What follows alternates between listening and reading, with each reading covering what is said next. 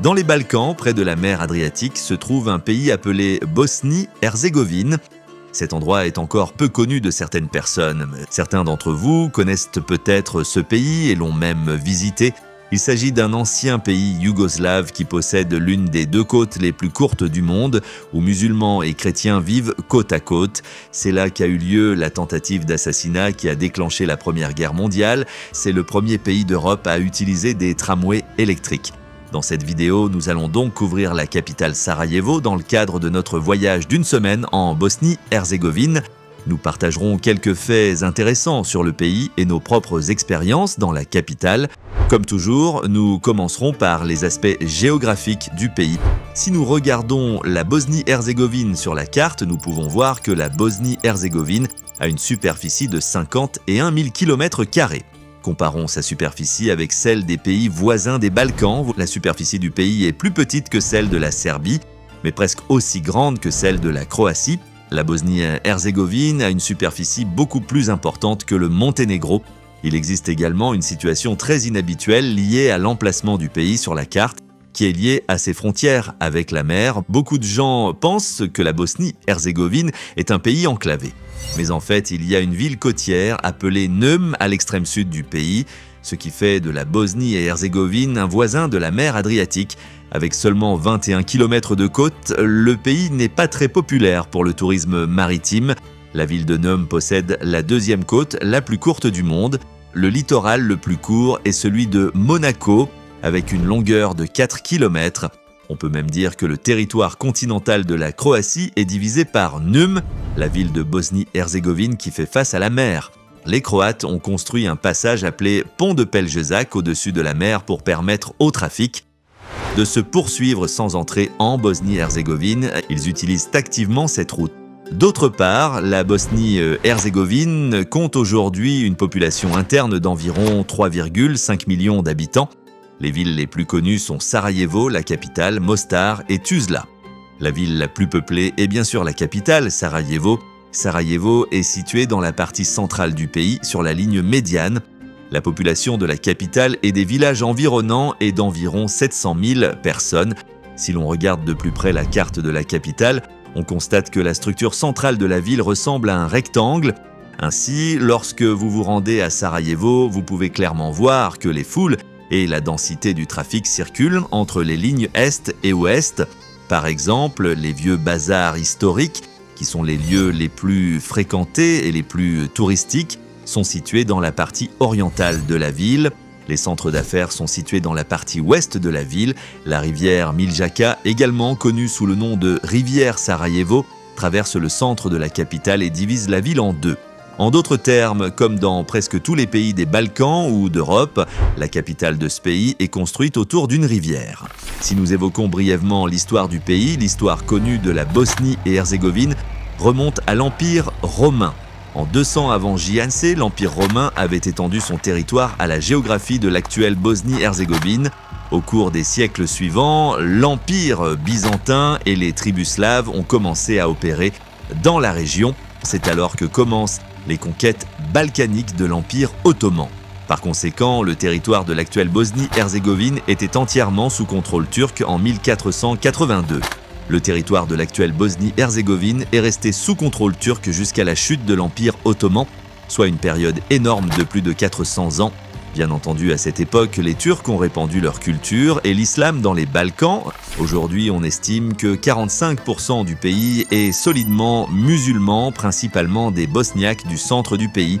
Le sud du pays est dominé par des personnes d'origine croate et est estimé à 17% de catholiques croates. Dans le nord et l'est du pays, les Serbes sont majoritaires et 38% de la population est chrétienne orthodoxe. En d'autres termes, la Bosnie et Herzégovine est un endroit où les gens de toutes les religions vivent ensemble. Certains appellent même la capitale du pays la Jérusalem de l'Europe. À Sarajevo en particulier, la foi juive est très forte. Depuis des centaines d'années, chrétiens, musulmans et juifs vivent ensemble dans cette ville. L'événement le plus important de l'histoire récente de la Bosnie-Herzégovine a été l'assassinat de François Ferdinand, duc d'Autriche-Hongrie, par le nationaliste serbe Gavrilo Princip. Peu après l'assassinat, une série d'actions diplomatiques et militaires ont eu lieu entre les grandes puissances. Le déclenchement de la Première Guerre mondiale était donc inévitable. C'est exactement là que cela s'est passé et c'est aujourd'hui un musée pour les touristes. Comme vous pouvez le constater, il y a toujours des foules au bord de la route et c'est l'une des premières étapes pour les personnes qui arrivent dans le pays. Enfin, après l'éclatement de la Yougoslavie, la Bosnie-Herzégovine s'est engagée dans de lourds conflits armés avec les Serbes et les Croates dans de nombreuses régions du pays. Le nombre de morts dans ces guerres varie d'une source à l'autre. On estime qu'au moins 2 millions de personnes ont été déplacées et qu'au moins 200 000 ont été tuées dans les combats pour l'indépendance. Maintenant que nous avons suffisamment parlé de la géographie et de l'histoire du pays, poursuivons notre propre voyage. Supposons que vous arriviez dans le pays par la capitale Sarajevo. En entrant dans l'aéroport, vous remarquerez qu'il n'est pas très grand. Si vous prenez un taxi, comme nous l'avons fait, les chauffeurs de taxi vous emmèneront au centre touristique de la capitale pour une moyenne de 20 €. Vous pouvez prendre un taxi pour le centre-ville pour 25 € ou si vous savez négocier, vous pouvez prendre un taxi pour le centre-ville pour 15 €. Pour un séjour moyen de 4 nuits dans la capitale, vous pouvez facilement trouver une maison de 2 chambres à coucher pour un prix compris entre 200 et 250 €. Les façades des bâtiments de la zone du bazar ont au moins 50 ans et ont besoin d'être rénovées. Là encore, les entrées et les escaliers de ces bâtiments semblent un peu désuets. Mais l'intérieur des appartements est généralement rénové et moderne. Par exemple, la maison dans laquelle nous avons séjourné disposait d'une chambre et d'une salle de bain de ce type, ce qui s'est avéré très utile. Lorsque vous réservez votre hôtel, sachez que lorsque le tramway passe devant l'immeuble où vous séjournez, les bâtiments tremblent littéralement, mes amis. Il peut littéralement vous empêcher de dormir. Après une nuit de sommeil parfaite dans la capitale Sarajevo, lorsque vous entrerez dans la ville, le premier endroit que vous visiterez, comme beaucoup d'autres visiteurs, sera le vieux bazar touristique. Ils l'appellent aussi Baš Čarši. Je dois dire que les Bosniaques mangent des pâtisseries grasses au petit déjeuner et ils ont raison. Ces pâtisseries peuvent être fourrées de viande hachée, de fromage ou de pommes de terre. Ils versent du yaourt à forte teneur en eau sur la pâte selon vos souhaits. Je peux dire que leurs pâtisseries y sont vraiment délicieuses. En fait, je pense que ce pays possède les pâtisseries les plus délicieuses de tous les pays des Balkans et vous pouvez facilement vous remplir l'estomac avec une portion moyenne de pâtisserie pour 10 ou 12 marques bosniaques. Le marque bosniaque est la monnaie utilisée en Bosnie-Herzégovine. L'abréviation de cette monnaie est KM. Si vous voulez entendre quelque chose qui vous ennuiera dans ce pays, je voudrais vous le signaler par un problème que vous rencontrerez dès le début de votre voyage. Que vous soyez dans une zone touristique ou dans un quartier isolé de la ville, plus de la moitié des commerces n'acceptent pas les cartes de crédit. On le constate non seulement dans les petites entreprises, mais aussi dans les grands restaurants. Si vous voulez payer après avoir mangé et bu dans les boutiques des grands bazars, on vous demandera certainement de l'argent liquide. Certains écrivent même sur leur porte qu'ils n'acceptent que l'argent liquide. Les restaurants acceptent les euros et 1 euro équivaut à 2 marques bosniaques. Lorsque vous vous déplacerez dans le pays, vous utiliserez principalement ces billets de 20, 50 et 100. La valeur de votre argent augmente en même temps que sa taille. Vous ne pouvez utiliser votre carte de crédit que pour les factures d'hôtel et les achats au supermarché. Un autre inconvénient des supermarchés est que presque aucun d'entre eux n'est ouvert le dimanche. Par conséquent, si vous vous rendez à Sarajevo le week-end, vous devrez faire des achats importants le samedi pour des besoins de base tels que l'eau. Si vous voulez analyser les raisons pour lesquelles les entreprises n'acceptent pas les cartes de crédit, je pense que la seule raison valable est qu'elles évitent les impôts. Comme dans tous les pays, les entreprises qui n'acceptent pas les achats par carte de crédit ne veulent pas documenter les produits qu'elles vendent et ont besoin d'argent liquide. Les autorités fiscales de l'État ne peuvent donc pas contrôler ces taxes sur les ventes et les demandes. Je pense que les entreprises de Bosnie et Herzégovine ne veulent pas utiliser les cartes de crédit, précisément en raison des commissions bancaires et des taxes moins élevées. Si vous mettez de côté le problème de la carte de crédit et que vous vous rendez au bazar après le petit déjeuner, vous tomberez rapidement sur le plus grand symbole de la capitale, Sarajevo. Il s'agit de la zone touristique connue sous le nom de Baš Čarši et cette fontaine est peut-être le plus grand symbole touristique de la ville. Tous ceux qui s'y rendent prennent des photos devant la fontaine. Comme ces personnes, En fait, si vous vous rendez à Sarajevo au printemps et en été, vous n'aurez probablement pas de photos de qualité devant la fontaine, parce que les gens vous croiseront tout le temps et qu'ils seront involontairement sur votre photo. Si vous étudiez la fontaine pendant quelques secondes, vous verrez que cette fontaine est très clairement d'architecture ottomane.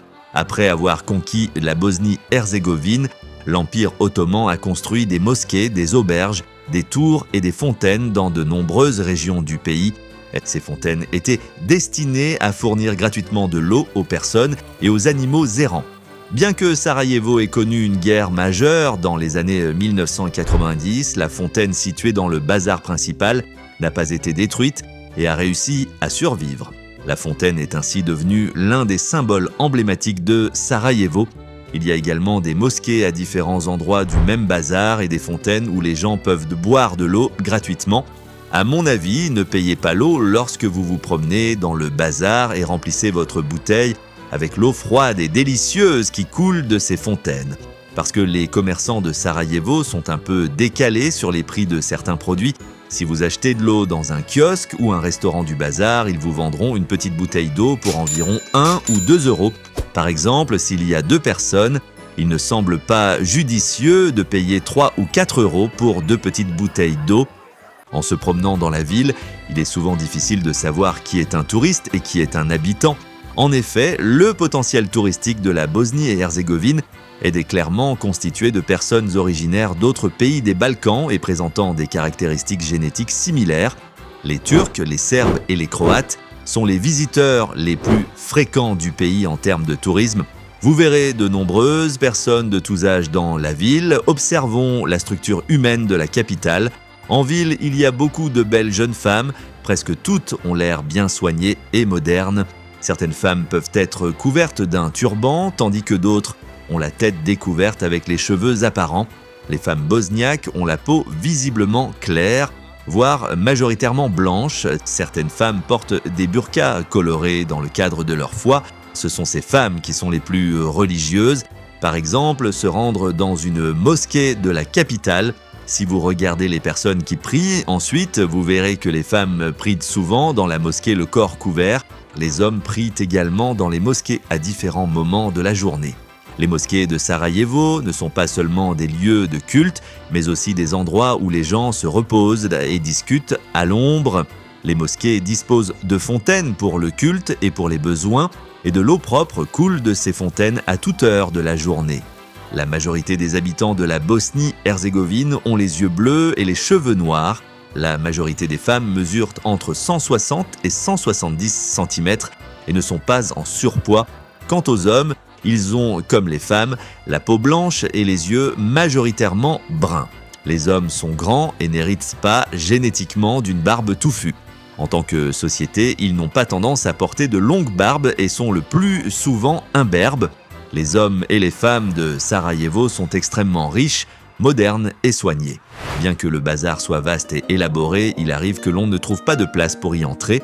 Le bazar est très fréquenté, surtout à midi. Il est évident que la capacité du bazar n'est pas suffisante pour accueillir autant de touristes. En effet, ceux qui visitent le bazar pour l'explorer manquent les détails qu'ils espèrent voir à cause de la foule et doivent se contenter de marcher. Dans les rues étroites du bazar, il est difficile de se concentrer sur un détail car il y a toujours une foule de gens devant soi. Cela peut gâcher vos promenades dans le centre de Sarajevo. Vous serez également confronté à des mendiants dans le bazar qui vous demanderont des tas d'argent ou à des gens qui s'approcheront de vous pour vous vendre leurs petits produits. Je peux dire qu'il y a beaucoup de familles avec des bébés à Sarajevo. Si l'on regarde les prénoms que les Bosniaques donnent à leurs enfants, des prénoms comme Mariam, Sarah, Amina, Leila, Asia sont au premier plan pour les femmes. Pour les garçons, les gens donnent à leurs enfants des noms comme Haroun, David, Ali, Ahmed, Kadim et Omar. Comme vous pouvez l'imaginer, ces noms sont principalement ancrés dans le christianisme et l'islam et sont préférés par les Bosniaques. Comme vous pouvez l'imaginer, le bosniaque, le serbe et le croate sont les langues les plus parlées dans le pays. De plus, la prononciation et le vocabulaire de ces 3 langues sont souvent très proches. Par exemple, si vous dites « Zdravo » à un habitant de Sarajevo, il comprendra facilement que vous le saluez. Ou si vous dites « Koliko » pour un produit que vous voulez acheter, ils vous diront le prix du produit. De même, si vous demandez Kakossi, vous demandez à cette personne comment elle va. En revanche, si vous voulez remercier un Bosniaque, vous devez dire Vala. Vous pouvez également être sûr d'entendre de nombreuses expressions turques à Sarajevo. La Bosnie a connu 450 ans de domination ottomane, ce qui explique qu'un grand nombre de visiteurs soient originaires de Turquie et que les habitants comprennent et parlent bien le turc. Il y en a même accrochent des drapeaux turcs aux fenêtres pour attirer les touristes dans leurs restaurants.